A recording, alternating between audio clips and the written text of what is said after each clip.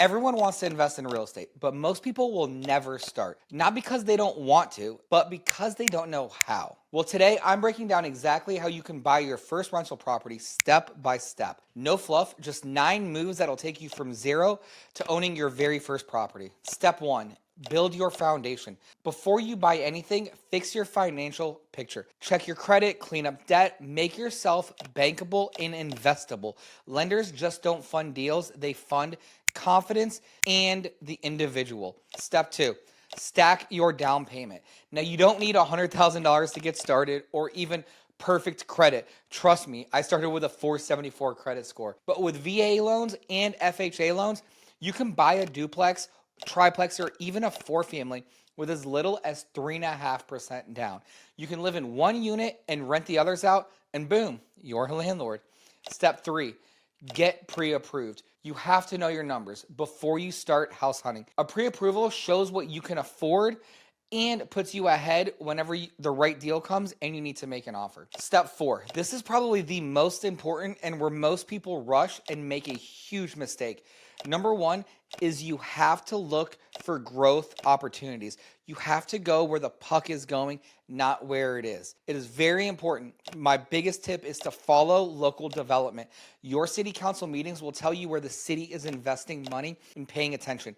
Where they're investing attention and money, that's where the growth is happening. So look for signs like entertainment districts. Where are they giving out liquor licenses, new infrastructure, roads, highways? All of that stuff is a telltale sign that there's growth happening in that neighborhood. Step 5, learn how to analyze deals. If the rent doesn't cover the expenses, it's not an investment, it's a liability. You want to make sure the rent will cover at least 1.25% of whatever the mortgage payment is. So if your payment is $1,000 a month, you need to make sure that your property is bringing in at least $1,250 per month. Keep that up. The bigger the spread, the better the deal though. Step number 6, inspect, don't assume. Inspections reveal everything that your emotions overlook. So it's better to lose a deal than buy a headache. And I'm talking to my people out there that don't have a lot of experience with construction and are super busy. The last thing you want to get into is a money pit. So get out there and make sure you know what you're buying before you actually buy it. Step 7, this is my favorite, and this is how I've made a lot of money. I renovate for ROI, return on investment. I don't overspend on things just trying to impress tenants.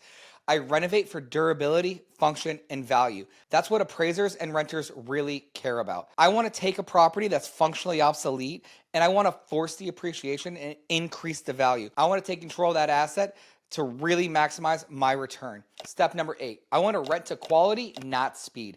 A bad tenant can wipe out a year's worth of profit. Screen carefully, prioritize stability over speed. It's way easier to get them in than to get them out. Keep that in mind. Step number 9, refinance and scale. Once you've stabilized your property, refinance it, pull your money back out, and do it again. That's how you scale, and that's how you build real wealth. You don't need to wait for the perfect time. The perfect time was yesterday. The next perfect time is right now. So let's take action. Keep learning. Go through my page. I've got tons of great information. If you need help, let me know. Click the links below. I've got tons of amazing resources. But let's take action and let's crush it and let's get your first rental property lined up.